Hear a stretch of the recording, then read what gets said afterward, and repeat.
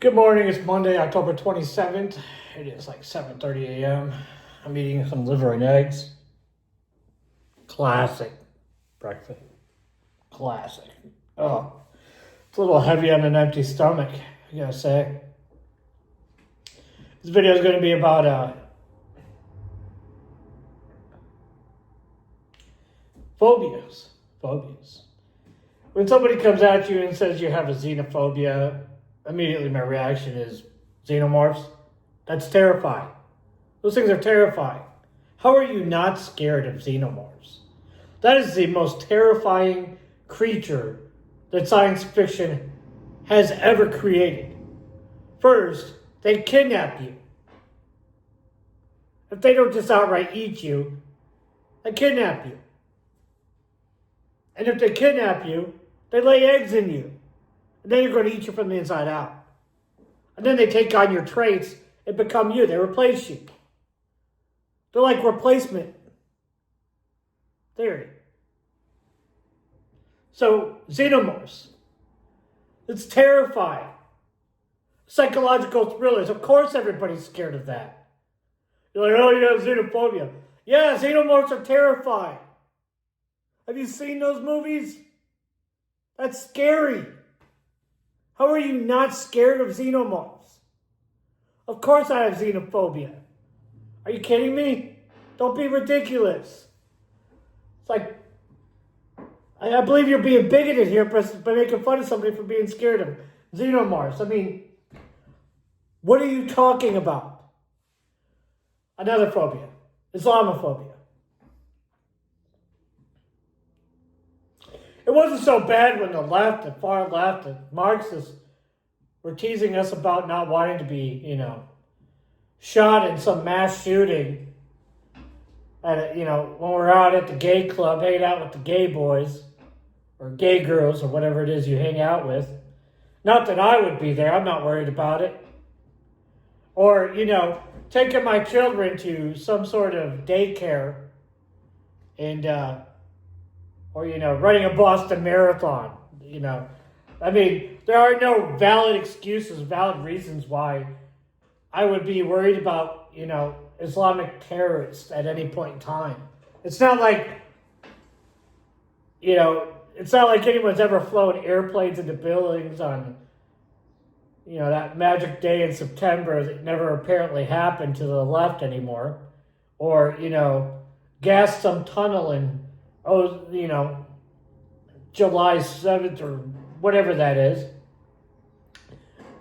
It's not like that ever happened on 7/7. Yeah, right? I mean, it's not like this stuff ever happened. It's not like we can't see rape gangs, child trafficking, knife attacks, and all this other stuff. Yeah, that stuff never happens. And then you get in front of us. It's even funny what the Muslims do. Get in front of us and say, what, you scared?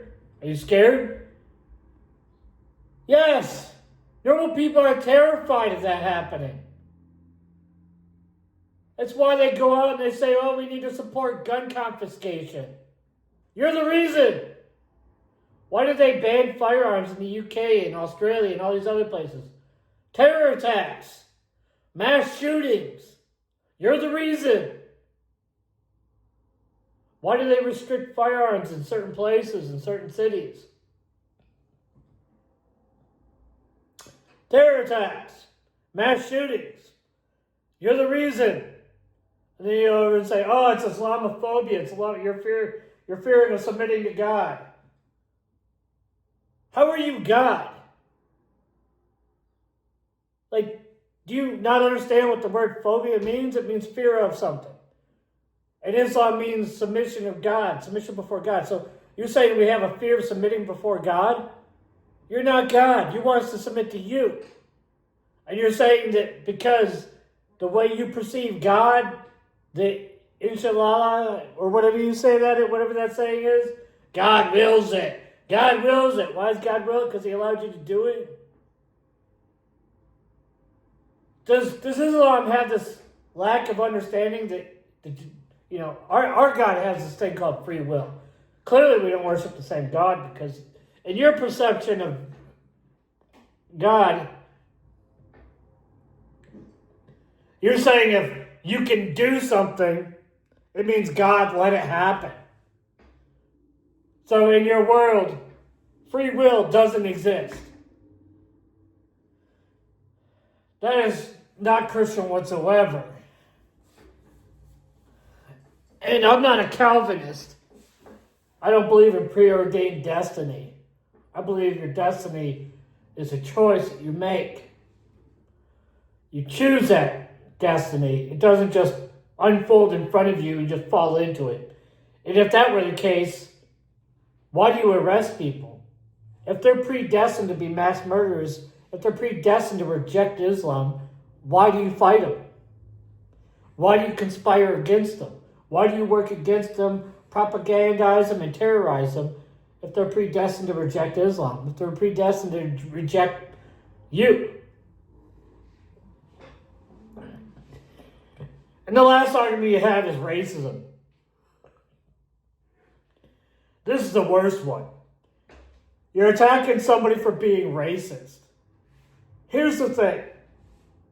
If a person decides they don't want to be around you and you find that intolerable, you attack them for it, you call it racism.